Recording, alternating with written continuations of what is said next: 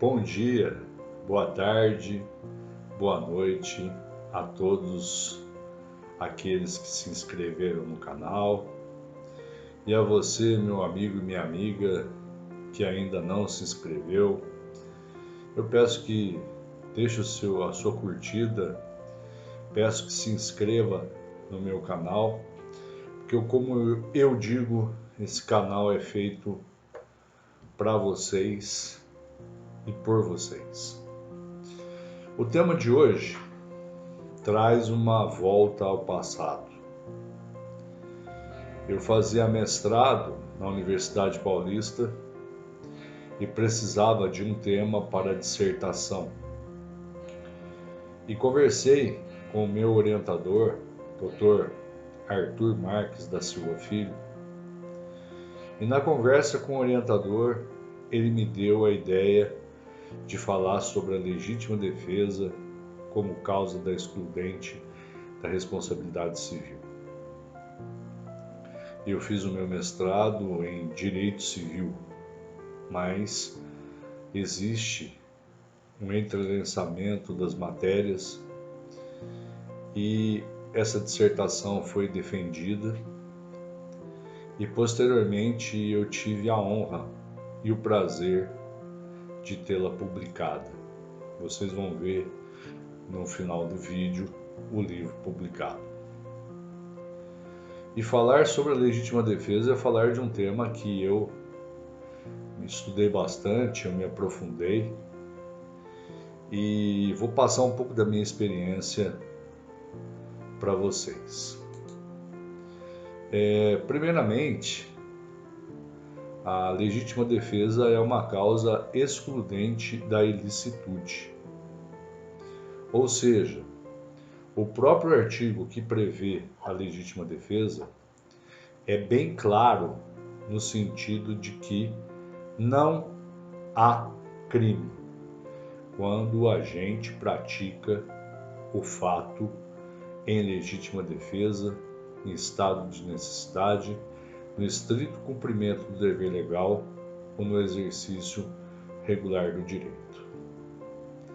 A legítima defesa foi colocada no Código Penal porque, infelizmente, o Estado, apesar de cobrar de nós, contribuintes, pesados impostos, não possui nenhuma condição de oferecer proteção a todos os cidadãos em todos os momentos e em todos os lugares.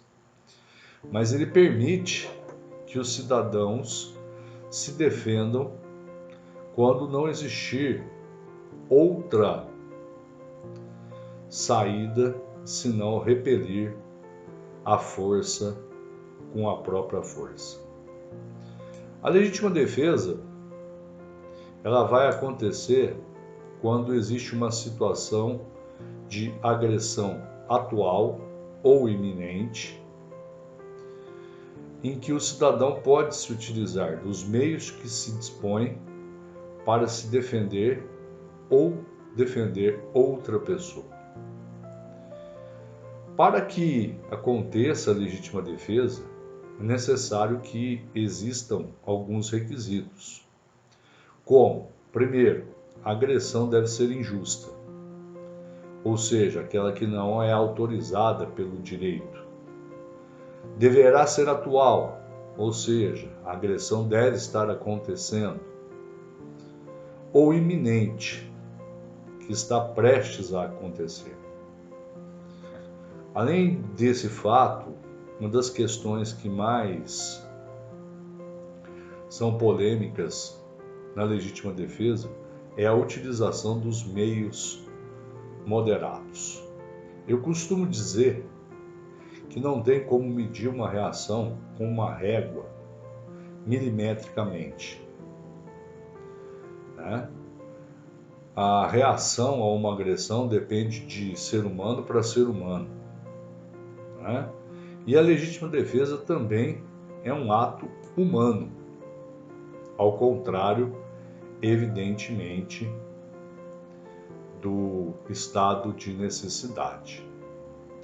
Então, a legítima defesa, ela pode ser conceituada numa breve leitura do artigo 23 do Código Penal, que eu gostaria de dar ênfase no comecinho do artigo 23 do Código Penal. Não há crime quando o agente pratica o fato. Inciso 2º, em legítima defesa. Todavia, se o agente se exceder no uso da defesa, ele vai responder pelo excesso. E o excesso pode ser um excesso doloso ou um excesso culposo. O excesso doloso, evidentemente, o agente quer o resultado, e o excesso culposo quando ele se excede por imprudência, negligência ou imperícia. Indo atrás da doutrina, o professor Damásio de Jesus, ele nos ensina que a antijuridicidade, que é o segundo requisito do crime, pode ser afastada por determinadas causas, denominadas causas da exclusão da antijuridicidade ou justificativas. Quando isso acontece, o fato permanece típico, mas não há crime. Exclui-se a ilicitude, e sendo ela requisito do crime, fica excluído o próprio delito. Em consequência, o sujeito deve ser absolvido. O artigo 25 do Código Penal, ele nos traz explicitamente a legítima defesa. Entende-se em legítima defesa quem, usando moderadamente dos meios necessários, repele injusta agressão, atual ou iminente, a direito seu ou de outrem.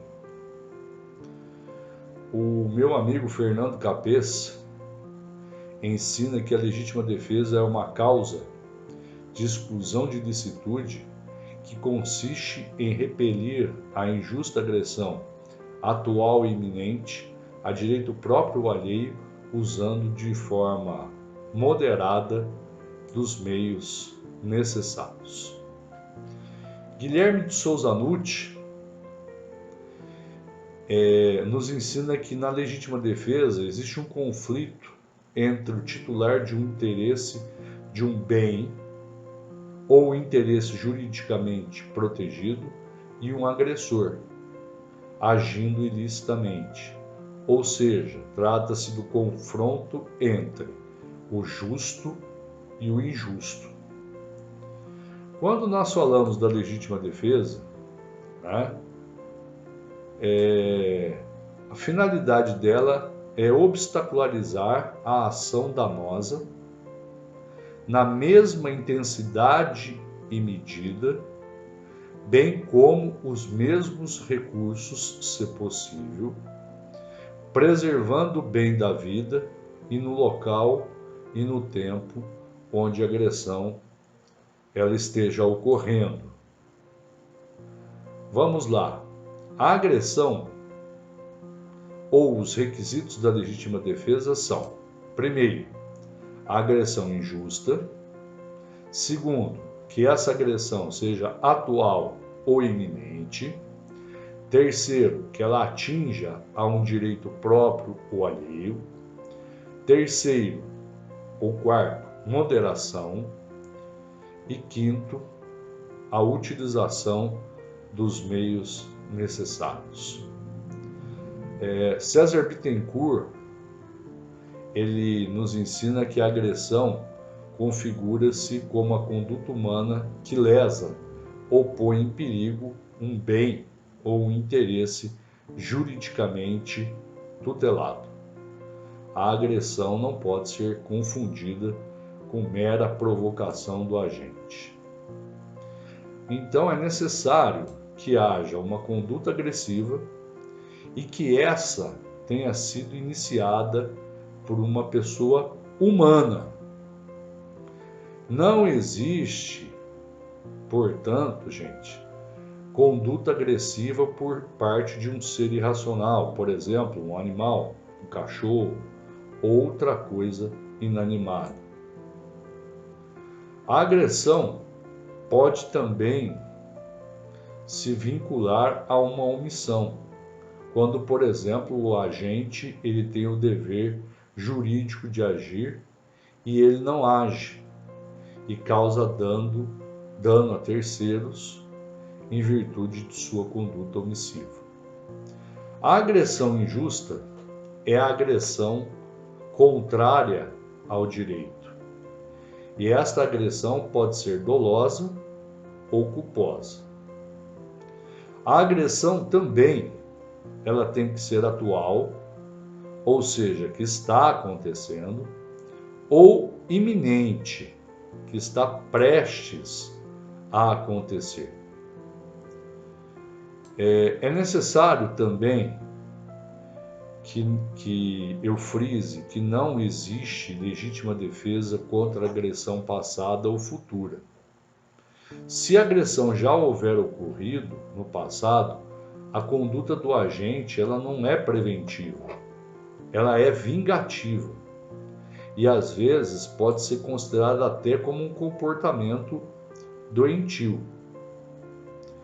O professor Júlio Fabrini Mirabete, ele pontua bem esse tema. Não atua em legítima defesa aquele que pratica o fato típico após uma agressão finda, que já cessou. A reação deve ser imediata à agressão ou à tentativa dela. A demora na reação não configura discriminante. Quem, provocado pela vítima, se dirige à sua residência, apanha uma arma e volta para o acerto de contas, não age em legítima defesa. Qualquer bem jurídico pode ser protegido pela legítima defesa. Honra, integridade física, propriedade, o chamado de esforço imediato do direito civil, e ela pode ser usada para proteger o direito próprio ou o direito de terceiro. Muito bem. Quando a gente fala da moderação, é necessário que nós deixemos de lado a nossa posição e nos coloquemos na posição daquele que está sendo agredido. A ponderação na reação e a proporção da defesa são os temas mais palpitantes da legítima defesa. O estado de necessidade, por sua vez, ele tem como característica a questão de que ele pratica o fato para salvar de perigo atual que não provocou por sua vontade e nem de outro modo podia evitar, direito próprio ou alheio, cujo sacrifício nas circunstâncias não era razoável exigir-se. O estado de necessidade ele está previsto no artigo 24. É necessário frisar, o estado de necessidade não pode ser alegado quando o agente tinha o dever legal de enfrentar o perigo. E também, quando o estado de necessidade ele acontece, nós temos um conflito entre bens jurídicos que estão diante de uma situação de perigo. E o estado de necessidade, ele pode ser originado por um comportamento humano, por um comportamento animal ou por um evento da natureza. O ataque de animal, ele não configura a legítima defesa. Mas, Se a pessoa se defende do ataque do animal, ela não age em legítima defesa, mas sim no estado de necessidade. Agora, se o dono do animal ele ordena para que o animal ataque uma pessoa e a pessoa se defende, ela está agindo em legítima defesa. Tendo em vista que o animal é um ser irracional, mas está sendo utilizado como objeto para a prática de crime. Obviamente, o direito penal ele não protege, o ataque do animal através da legítima defesa. Muito bem. Quando nós falamos da legítima defesa, é necessário que a gente fale de suas principais espécies. A primeira é a legítima defesa real. Legítima defesa real é aquela que o agente age em seu próprio favor, Ou seja, agressão contra a minha pessoa. É a chamada legítima defesa autêntica. Nós temos um outro caso, que é a legítima defesa putativa, que é aquela decorrente do erro. A legítima defesa putativa, segundo também o professor Fernando Capês, é a errônea suposição da existência da legítima defesa por erro de tipo ou erro de proibição. A vítima imagina que irá sofrer uma agressão que, na verdade, não existe. O exemplo célebre é o exemplo de um sujeito que mora num local infestado de bandidos. O seu filho vai até uma festa e, para evitar que o pai veja que ele chegue de madrugada, ele se esconde atrás da cortina. O pai levanta assustado, vê alguém atrás da cortina, pega uma arma, atira e depois vê que é o seu filho. Veja, há uma errônea suposição de que existe uma injusta agressão. Nós também temos, na legítima defesa, a legítima defesa recíproca. A legítima defesa recíproca existe quando há agressão de ambas as partes, ataque e defesa ao mesmo tempo. Porém, na legítima defesa recíproca, a gente não sabe quem deu início à agressão e não tem como saber quem iniciou a agressão. Ou seja, duas pessoas começam a briga, não sabe quem iniciou essa briga, o juiz poderá reconhecer a legítima defesa recíproca por ausência de provas e não a legítima defesa recíproca em si. Nós temos também a legítima defesa de terceiro. Na legítima defesa de terceiro, a pessoa defende o direito de terceira pessoa, mesmo que esse terceiro não tenha nenhum vínculo de proximidade com o repelente da agressão. A titularidade pouco importa na legítima defesa, seja ele o titular do direito ou não, e a legítima defesa, segundo o professor Vicente Greco, objetiva proteger interesse de outrem.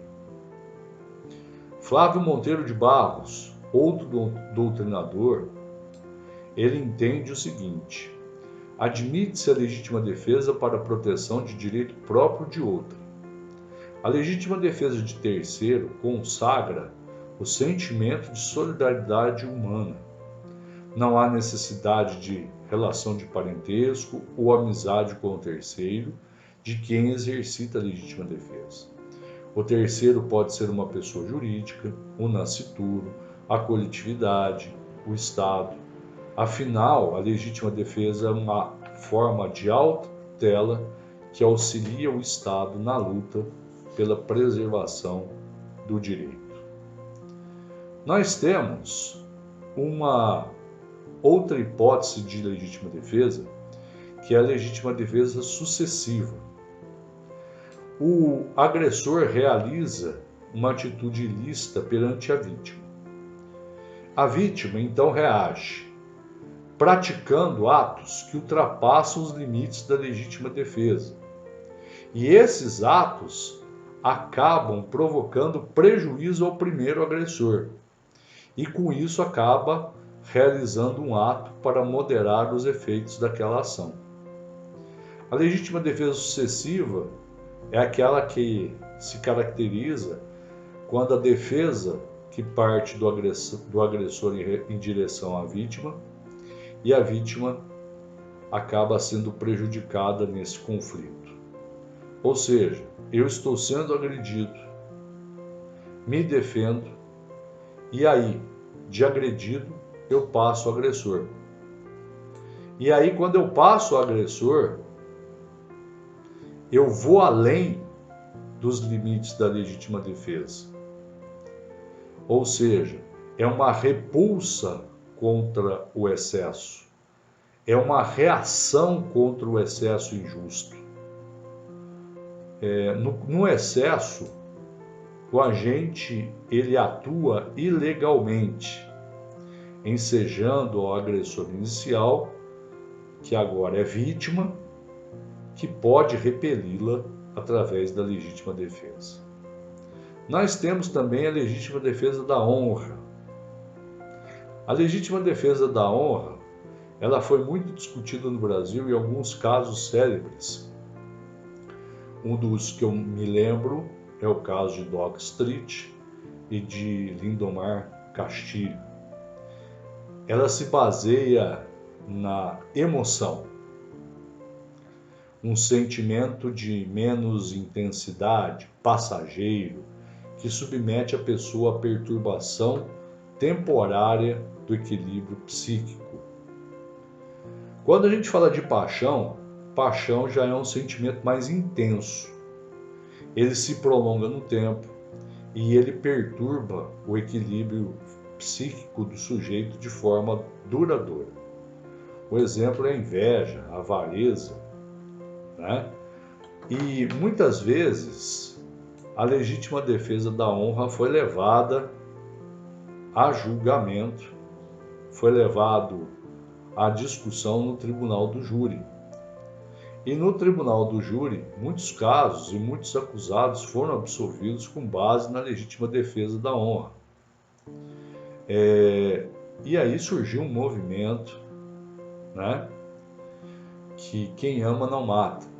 E houve alteração do Código Penal no sentido de que se retirou do Código Penal a perturbação momentânea dos sentidos em 1984 e se colocou como uma forma, né, como uma situação de homicídio privilegiado, né, uma causa especial de diminuição de pena, né, do artigo 121, parágrafo 1º. E o tema da minha monografia foi justamente a influência da legítima defesa na esfera civil. Todos nós sabemos que a coisa julgada, a sentença penal transitada em julgado, ela faz coisa julgada no civil.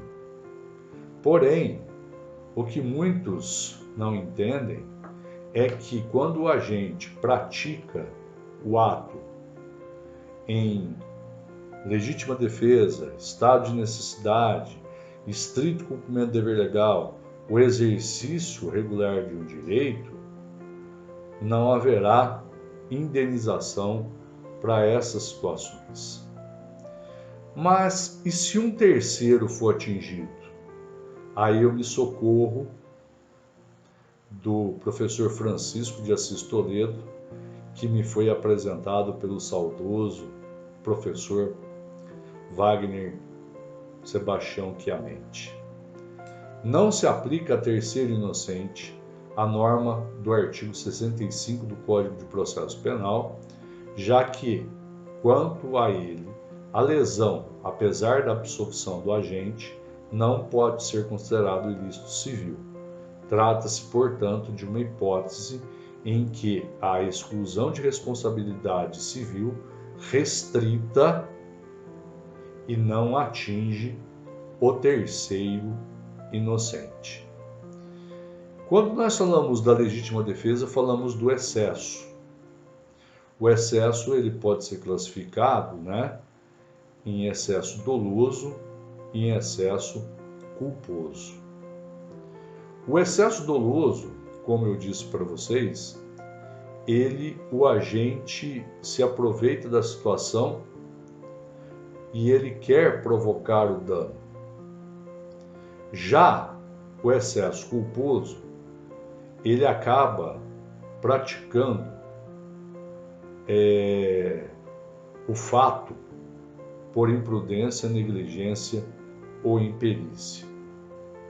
Então, no excesso culposo, o agente não tem intenção de ir além dos limites da defesa. O agente ele gera esse resultado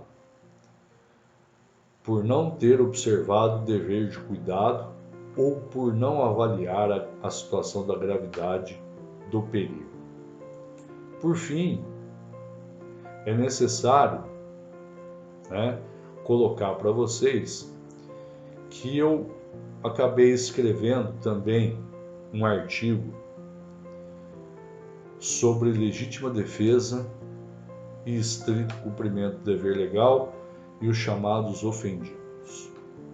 Antes de mais nada, vamos lembrar que ofendículos ou ofensáculos são aparelhos predispostos para a defesa da propriedade.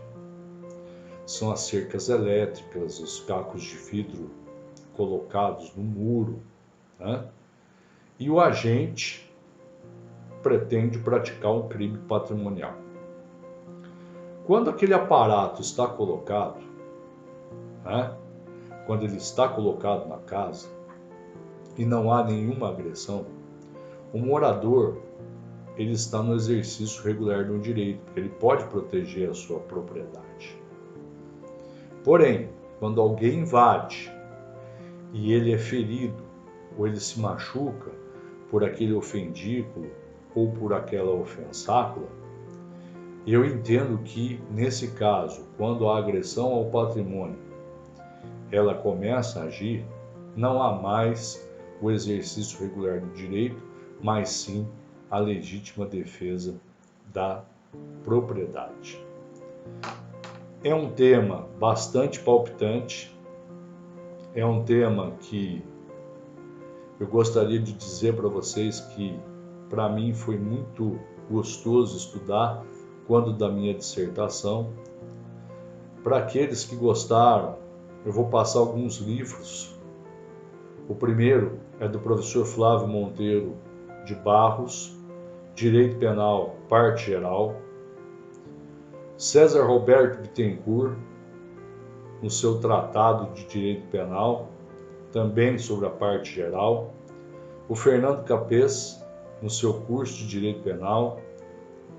Nós temos também o Rogério Greco, curso de Direito Penal. Damásio de Jesus, Direito Penal, Parte Geral. Kleber Masson, Direito Penal Esquematizado, Parte Geral. Guilherme de Souza Nutti, Direito Penal. Júlio Fabrini Mirabete, Direito Penal, Manual do Direito Penal, Parte Geral, volume 1. E Francisco de Assis Toledo, Os Princípios Básicos do Direito Penal. Eu espero que vocês tenham apreciado essa minha aula, espero que vocês tenham gostado do tema. É um tema bastante abrangente, que gera bastante discussões, e eu espero, sinceramente, ter contribuído um pouco para o estudo de vocês. Só lembrar, a legítima defesa é um ato humano, a agressão deve ser humana, injusta, atual ou iminente. O agente deve agir com os meios necessários, com moderação e podendo proteger direito seu de terceiro.